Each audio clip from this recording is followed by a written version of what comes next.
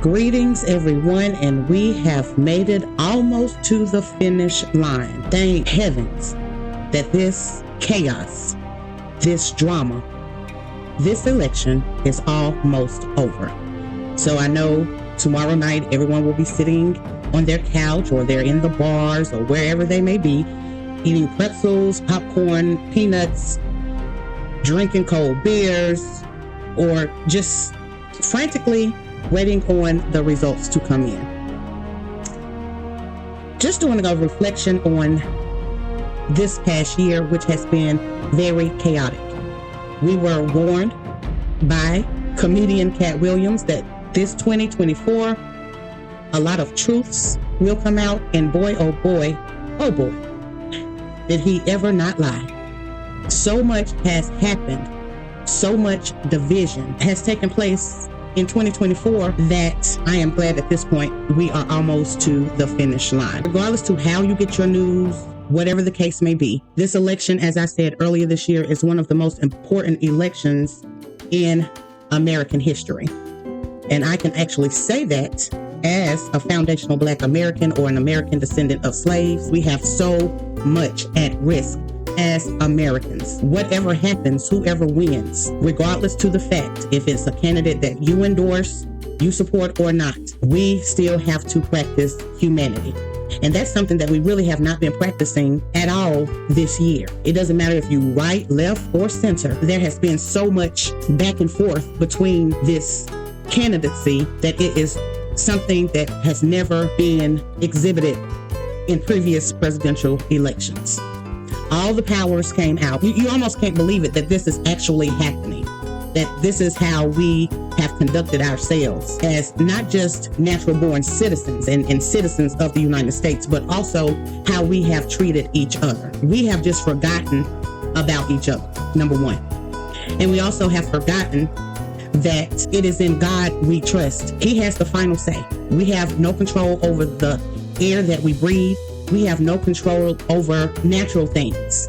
We all have to just pray and hope for things to work out the way that they're supposed to work out. Everyone can tell a major difference in the shift of this country. And as a result, you have people that have acted out in such a manner because of the intensity. So it doesn't matter what you see on TV tonight. It doesn't matter what you see on YouTube, social media. You have this person arguing with this person.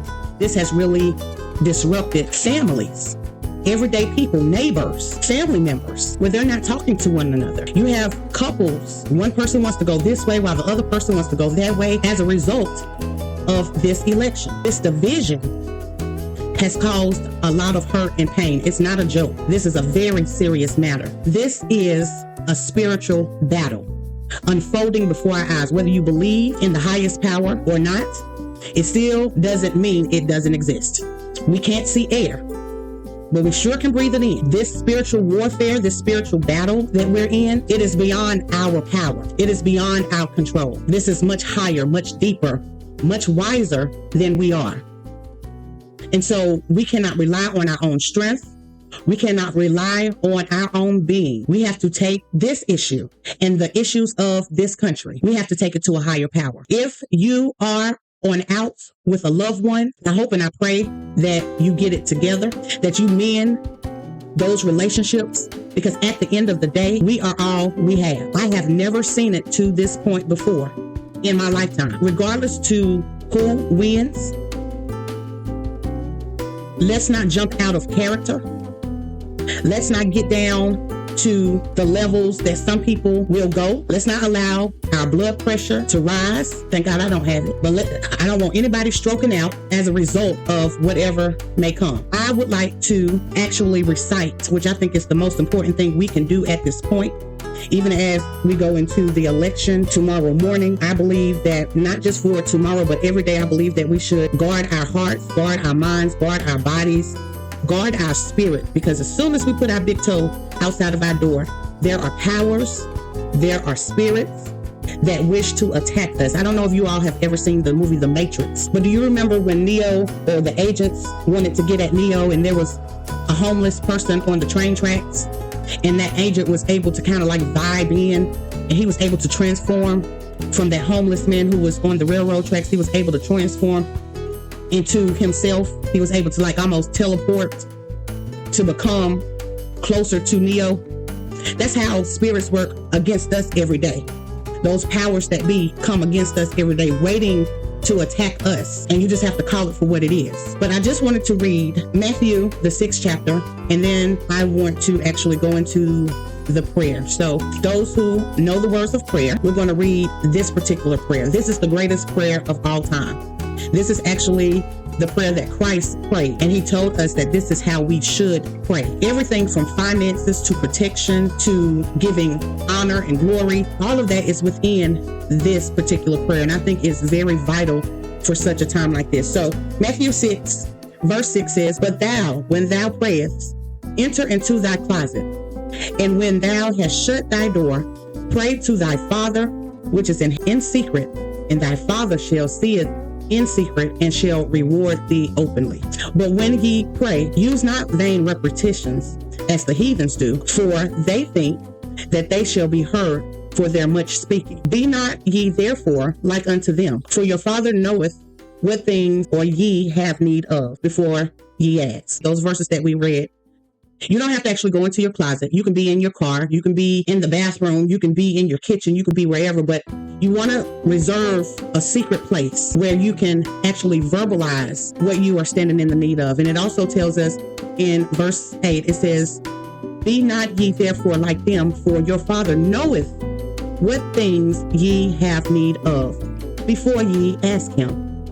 We as a country, we as a nation, we as a people, we know what we are in need of. And he knows, the Most High knows what we are in need of. And just like good parents are to their children to make sure that they have the essentials, make sure that they have what they need in order to grow productively, that's how the Most High works towards those who are his children, those who believe in him.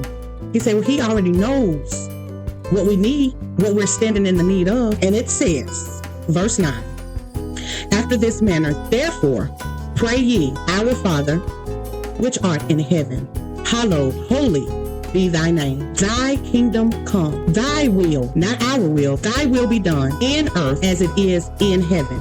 Give us this day our daily bread, and forgive us our debts as we forgive our debtors. And lead us not into temptation, but deliver us from evil. For thine is the kingdom, the power, and the glory forever. Amen." So there you have it. Those scriptures specifically tells us how to pray. He knows what we are standing in need of as a country, individually, within our families, within our communities. Only thing we have to do is ask. I request that when you wake up in the morning and before, if you're still up, go to bed tonight, recite this prayer, because he knows what we are in need of. Let's make amends. Let's forgive our debtors, those who have caused ill will against us, those who are not speaking to us because they don't agree with us. Let's forgive so we can be forgiven, and so that we can live our best life. And that doesn't mean so much as financial, even though our daily bread is finances, making sure that we have what we need. But all of that stuff can be taken care of before we do anything. And for those who haven't voted yet and plan to vote, when you go into that booth, ask yourself, what would Christ do? And pray for thy will to be done. Let me know what you think. Please like, share, comment, and subscribe. May God bless and keep you and your family. And until next time, have a blessed day.